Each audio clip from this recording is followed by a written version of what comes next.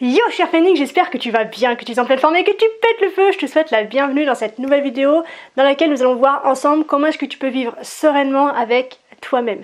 Mais avant toute chose et pour commencer, laisse-moi te dire combien je t'aime et combien je te suis infiniment reconnaissante pour ton engagement, pour ta présence, pour ton intelligence, pour ta bienveillance, pour tous les likes, les partages, les commentaires, les abonnements, les messages privés, les inscriptions aussi à mes lettres privées. Bref, ton engagement est incroyable et au-delà de ce que ça génère en moi comme émotion extrêmement positive, je trouve que c'est super important qu'on puisse ensemble créer un mouvement de personnes qui se remettent en question, qui ont décidé de travailler sur soi et d'abandonner toutes leurs croyances malaisantes et malmenantes du passé pour créer un avenir pour tous qui donne envie justement d'avancer et de grandir et de vivre tout simplement. Donc merci infiniment pour ça. Si tu fais pas encore partie du voyage et de la team Phoenix, n'hésite pas à t'abonner et appuyer sur la petite cloche pour avoir régulièrement des vidéos qui vont te permettre de devenir ton pilier numéro 1, qui n'aura plus à compter sur personne d'autre que toi-même et tout le reste de ce que la vie pourra t'apporter ne sera que du bonus. Donc si ça t'intéresse, si ça te rend curieux au moins, n'hésite pas donc à nous rejoindre et c'est parti mon kiki. Place maintenant à l'action. Comment est-ce que l'on peut vivre avec soi lorsque l'on se retrouve tout seul? Comment est-ce que l'on peut faire pour apprendre à vivre avec soi lorsque au départ en fait on n'a pas tellement le choix?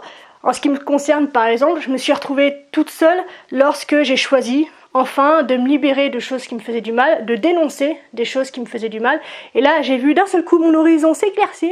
Il n'y avait plus personne pour m'emmerder. Ceci dit, ça m'a permis de faire du tri dans mes relations et je sais sur qui compter aujourd'hui. Mais je me suis retrouvée vraiment dans une solitude qui n'était pas choisie et que j'ai extrêmement mal gérée au départ. Et pourtant, j'en suis là aujourd'hui à pouvoir te parler de tout ça, à être très bien dans ma vie et avoir un amour débordant pour moi. Hop. Et j'aimerais pouvoir te donner peut-être le démarrage, si tu te trouves dans cette situation-là, pour te dire déjà que c'est possible. Si tu es tout seul, si tu en souffres, si tu as l'impression que rien n'est possible, je t'assure que si, tu peux vivre très bien en étant seul. Et j'aimerais vraiment pouvoir te donner la première vitesse en fait pour que tu puisses amorcer une relation super sympa avec toi-même. Alors, comment est-ce qu'on peut faire quand on se retrouve en fait avec cette personne, cette tête, ces pensées que je déteste, qui sont sales, qui me dégradent, qui me dénigrent, qui me font du mal? Comment est-ce qu'on fait pour se retrouver en face de soi, de ce corps qu'on déteste, qui est douloureux, que l'on maltraite, que l'on ne peut pas voir, que l'on ne peut pas sentir, on aimerait pouvoir en sortir tellement on ne se supporte pas? Comment est-ce qu'on peut en revenir en fait à des relations qui sont stables, à des relations qui sont saines, quand on part en fait d'une haine et d'un dégoût de soi absolument démentiel? Moi c'est ce qui m'est arrivé lorsque je suis partie de chez moi et que j'ai décidé enfin de dénoncer et de parler de ce qui me faisait du mal et de ce qui m'arrivait quand j'étais enfant. D'un seul coup mon horizon s'est éclairci, il n'y avait plus personne, je me suis retrouvée mais tellement seule et avec pour seule et unique présence la mienne. Et c'est une présence que je ne supportais pas, c'est une présence déjà que je connaissais pas parce que du coup j'avais toujours été en fait dans le flot de sollicitations, d'insultes, d'humiliations et dans une énergie où j'étais tout le temps sollicitée et à travers laquelle j'étais tout le temps renfermée et surtout pas dans la conscience, dans le déni, dans le refoulement et dans le très loin de moi. Donc d'un seul coup en fait j'avais plus le choix. Et comment est-ce qu'on fait pour passer d'une haine viscérale de soi à juste de 0 à 1, donc une haine viscérale de soi à allez, on se dit qu'on peut quand même en faire quelque chose. Pour moi, en fait, il faut comprendre que la première étape dans ce processus-là, je l'ai véritablement vécu comme un sevrage, en fait. Il a fallu que je me désaccommode de plein de choses. Donc, à savoir de toutes les pensées négatives, malaisantes, dénigrantes et blessantes que je pouvais avoir dans ma tête et qui en plus ne m'appartenaient pas. Il a fallu que je me sèvre aussi de tout le mal que je pouvais me faire, de toutes les addictions que je pouvais avoir. Alors j'étais pas très clope, tabac, c'est pareil, mais drogue, alcool ou tout ça. Mais par contre moi j'étais beaucoup dans la violence vis-à-vis de moi. J'ai fait beaucoup de scarification ou d'automutilation. Je en ferai part dans une autre vidéo. Et comment est-ce qu'en fait on arrive à séparer tout ça? C'est vraiment parce qu'on passe par une période de sevrage où on a cette lutte intérieure, où on a ce sentiment, je pense que si tu fumes ou que si tu as eu une addiction de ce type-là, tu connais en fait cette sensation intérieure qui te pousse à, et c'est une véritable lutte, c'est une souffrance au départ, de résister pour y aller, et la plupart du temps on craque et on y retourne. Et donc ça a été la première étape en fait, ça a été de m'autoriser cette lutte et surtout à avoir envie de vaincre dans cette lutte, à ne pas retourner vers des comportements qui sont malaisants et d'en mettre de nouveaux plus confortables et plus agréables pour moi à la place. Mais il n'y a pas que ce sevrage-là. Quand je parle de sevrage, je parle également de deuil, c'est-à-dire que quand on est coupé de tout ce qu'on a connu auparavant, il y a également un deuil à faire. Il y a un deuil vis-à-vis de tout ce qu'on quitte, de tout ce qu'on perd, entre guillemets. C'est la sensation qu'on a en tout cas à ce moment-là. Le deuil vis-à-vis de toutes les illusions, de tous les fantasmes qu'on pouvait imaginer sur le moment où je partirais, le moment où j'aurais 18 ans, le moment où je pourrais parler à mes parents, le moment où. Être capable aussi de faire le deuil de tout ce qu'on aurait dû ou de ce qu'on aurait pu être. Et en fait, c'est une phase dans laquelle on est amené à comprendre qu'on ne peut rien être d'autre que ce qu'on est. Et que du coup, c'est des choses qui se façonnent dans le présent et non pas dans le passé ou en projection du futur, mais ça se fait là, maintenant. Et donc, pour moi, il y a 3 étapes principales qui reviennent souvent en fait aujourd'hui quand j'accompagne, quand j'échange, ou même moi quand je replonge un petit peu. Il y a 3 étapes principales qui me permettent en fait de refaire surface et de revenir, d'arriver enfin du coup à quelque chose de sain. La première étape, c'est de m'autoriser la vulnérabilité. C'est-à-dire que quand on a été battu, quand on a été violenté, quand on a été malmené, quand on a été maltraité, physiquement, psychologiquement, sexuellement, comme tu veux, lorsque l'on a vécu dans des choses comme ça, on est beaucoup dans le refoulement. Pour survivre, on n'a pas le choix. Il faut qu'on refoule, il faut surtout pas qu'on regarde où et comment et pourquoi on a mal. Il faut surtout qu'on garde à l'esprit que nos parents sont des dieux et donc du coup on mérite ce qui nous arrive, même si on ne comprend pas pourquoi. Et donc du coup, tout ce qu'on a refoulé, en termes de douleur, en termes de tristesse, en termes de larmes, en termes de souffrance, la première chose à faire, c'est de s'autoriser à l'évacuer.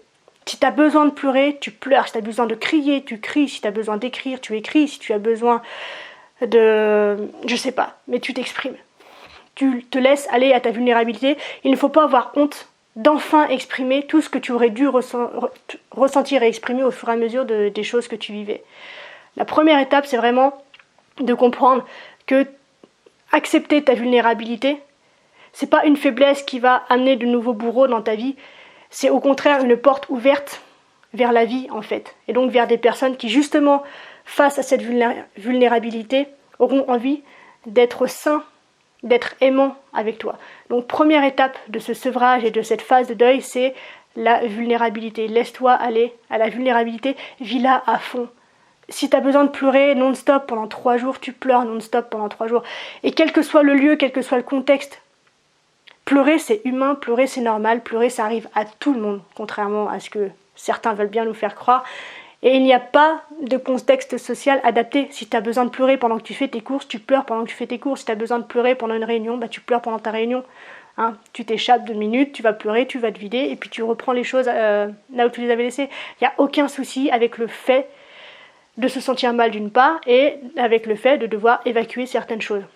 Donc première étape, autorise-toi la vulnérabilité, vis-la à fond.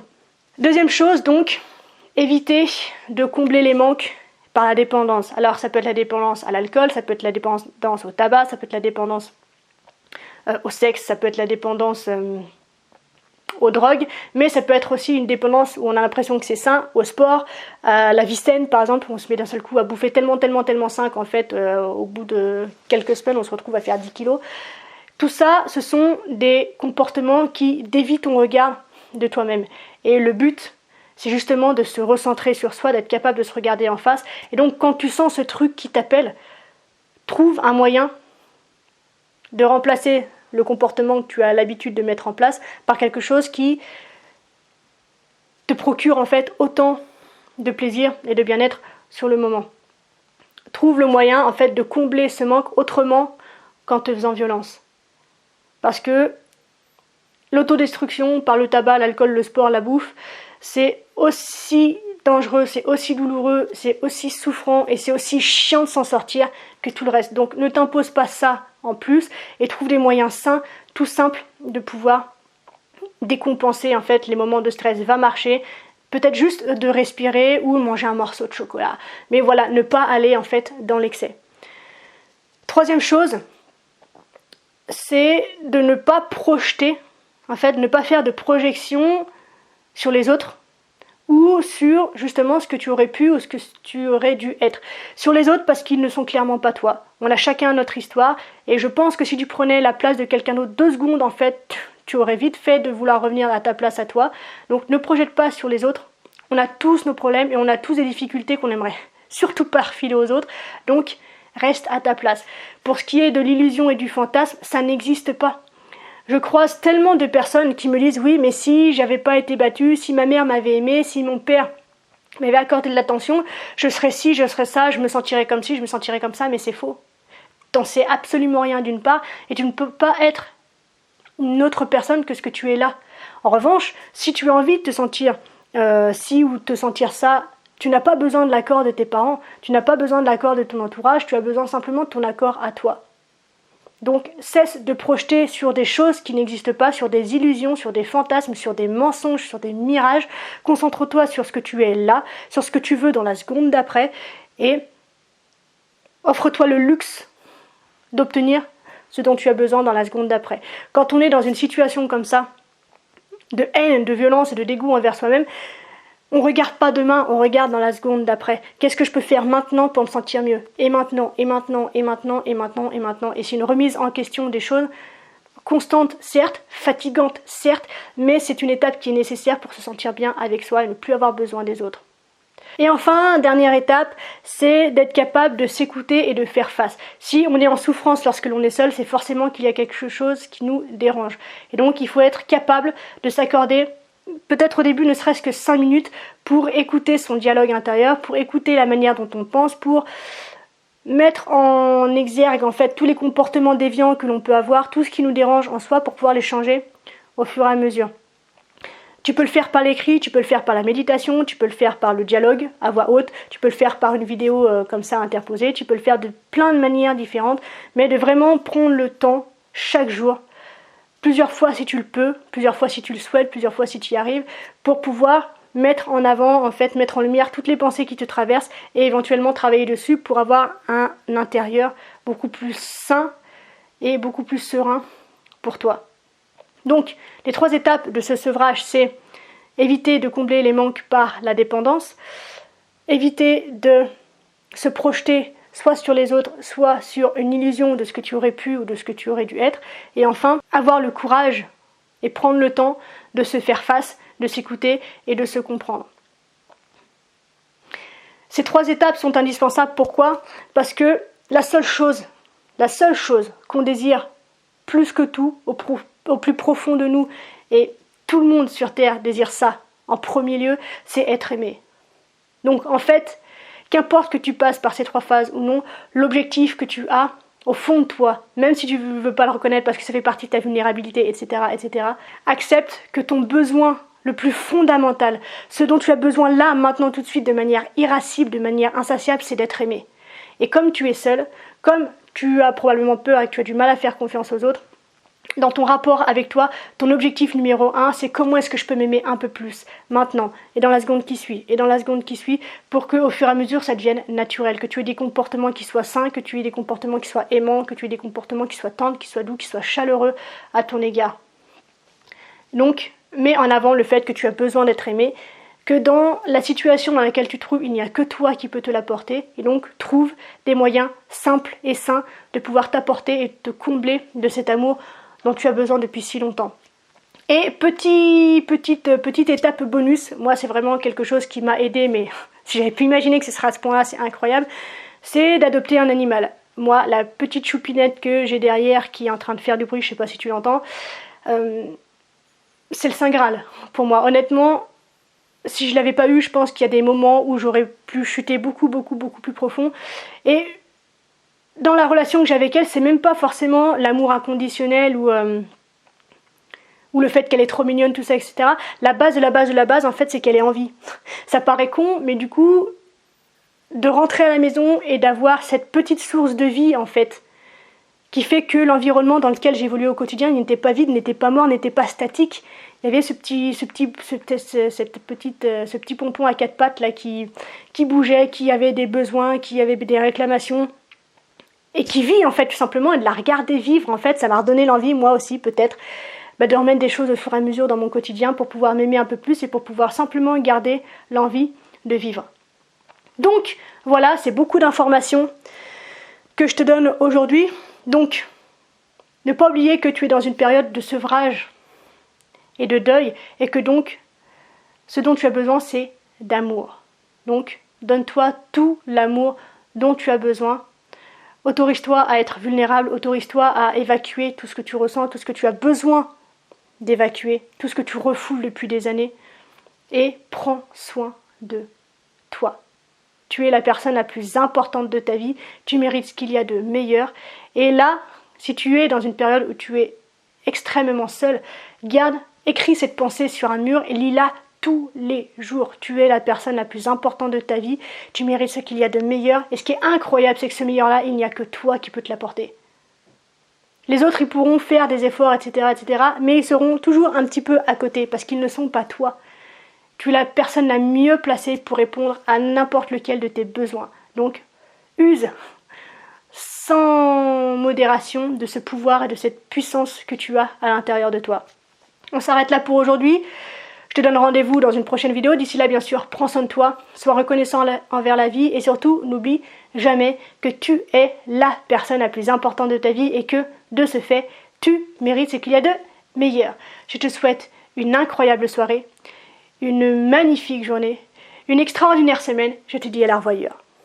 Si tu as envie d'aller plus loin et d'entrer plus en profondeur sur tous les sujets que je peux aborder sur YouTube, je te propose de t'inscrire dès maintenant à la lettre privée qui te permettra de recevoir chaque jour un mail que j'écris spécialement pour toi chaque matin et dans lequel je te donne des méthodes spécifiques, claires, concises et précises pour que tu puisses devenir ton propre coach et que tu puisses tracer toi-même ton propre chemin et suivre celui qui te convient.